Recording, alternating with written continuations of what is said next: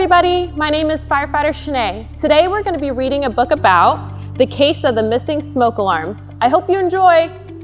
The case of the missing smoke alarms.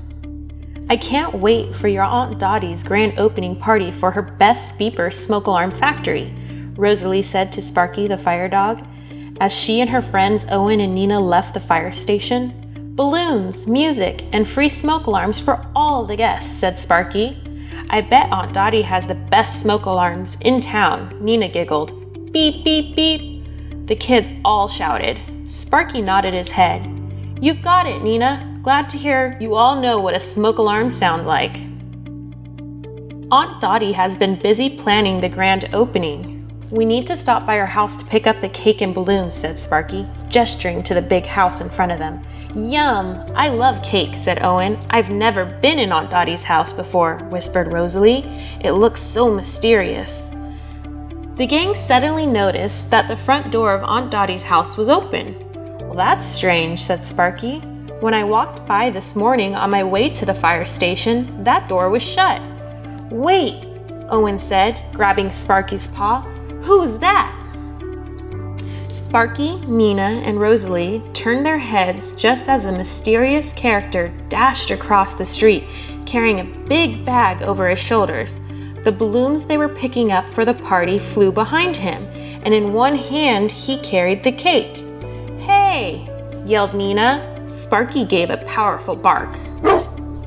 As the intruder ran across the street, something fell out of his bag and clattered on the pavement. Sparky hurried over and picked up the object off of the ground. He held the item up for the kids to see. It's a smoke alarm, he growled. We all need smoke alarms in our homes, Sparky said. They let us know if there's a fire. Why would someone steal Aunt Dottie's smoke alarms? Owen asked sadly. And the cake, he pouted. We need to find out now, said Rosalie. She opened the creaking wooden door of the house. Inside, Sparky and the children began to look for clues. Sure enough, the smoke alarm in the hallway was missing. We're dealing with a greedy thief, said Sparky. Good thing I have a few spare smoke alarms on me. He dug in his backpack for a new one. Thanks, Sparky, said Nina, with relief. Who was that person and what was he doing in Aunt Dottie's house? Asked Nina. I don't know, said Owen. Doesn't he know that it's dangerous when you don't have working smoke alarms? We have to track him down. Sparky headed into the next room. In the living room, the kids noticed another smoke alarm was missing. Sparky replaced that one too.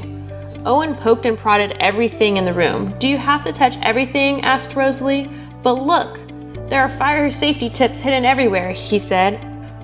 Aunt Dottie sure knows how to stay fire safe. The kids and Sparky investigated the music room next.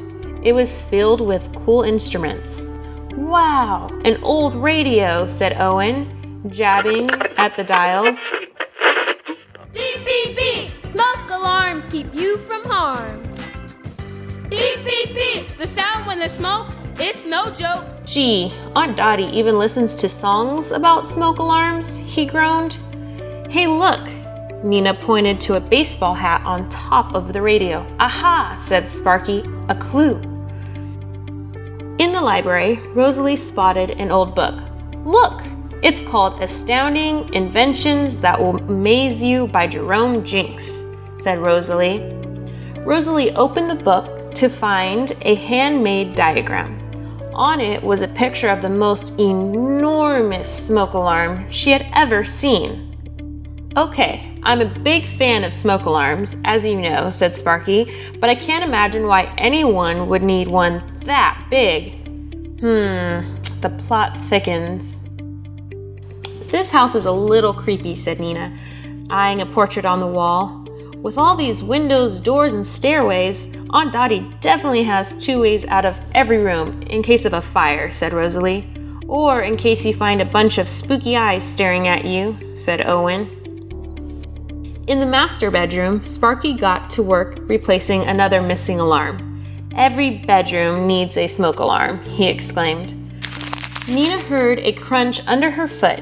She picked up a crinkled piece of paper lying on the floor. It's an invitation to the party this evening, said Sparky. It says, you are invited to the grand opening of the Best Beepers Smoke Alarm Factory. Dress your best for fire safety. I think we have our next clue, gang, said Rosalie. Let's go to the factory and check it out. Outside the Best Beepers Smoke Alarm Factory, Owen pointed at the window. The kids and Sparky all looked inside. In the middle of the room, they saw a gigantic shape covered with a big sheet. What in the world is that? Nina whispered. Suddenly, someone jumped out from behind the sheet. Sparky and the gang crept inside the factory. It's my greatest invention, the man cried. The fantastic flying beep and go. The man pulled the sheet off and revealed a surprise smoke alarm that the kids had seen in the diagram back at the house. Hey, said Nina, we saw you at Aunt Dottie's house. You stole the smoke alarms, said Owen. But why? I didn't steal them, I borrowed them, exclaimed the man. Don't you know that leaving a house without smoke alarms is dangerous? Scolded Rosalie. The kids could see the bandit's eyebrows quiver. Then a tear rolled down his cheek. I didn't think of that, he said. I was going to put all the smoke alarms back after the party. Well, I already put the new smoke alarms in the house, and luckily no one got hurt, Sparky exclaimed. Who are you anyway? Said Nina. My name is Jerome Jinx, and I work for Dottie. He said to them, I grabbed the smoke alarms so I could use the batteries to power the fantastic flying beep and go at the party. The flying beep and go is for Aunt Dottie's party? Gasped Rosalie. Jerome nodded. I thought that maybe if I built it, she would promote me to the superstar scientist at her smoke alarm factory. She's my hero. And so are you, Sparky. Jerome, you're a brilliant inventor, said Sparky, but you've got a lot to learn about fire safety. Oh gosh, said Jerome. I was so busy inventing, I forgot about the most important stuff.